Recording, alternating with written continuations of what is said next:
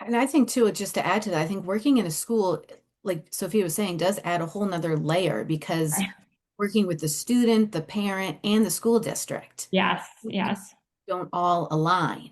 And it right, can be really tough. But I think, Kim, your question brings up too, trying to differentiate between is it the child's anxiety or the parent's anxiety? right. I Hmm. have a quick little story. I was working with this teen, actually, she was in college at the time, for years. High anxiety. The mom came in every session, which was fine if that's what made her comfortable. But she would Hmm. go out like in with friends or her boyfriend and then always have to come home because she was so anxious. We couldn't figure out really if there was trauma or what was going on. Then once they told me the story that my client was saying, I got really anxious. And in my head, it's not funny, but in my head, I was like, oh my gosh, we're dealing with the mom's anxiety. Of What was course. going on? So I Mhm. think, at the beginning when we're doing our psycho ed too, it's like, okay, we need to differentiate. A lot of times it runs in families, right? And it's even modeling that anxiety. But Right.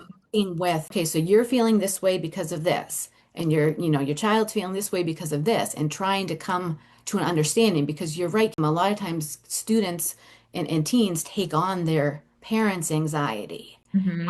They might say, no, it's not, I don't feel like, it's not my mom saying I have to text her, but I feel like I do, when really it's like, that's not helping, the situation at all. Right.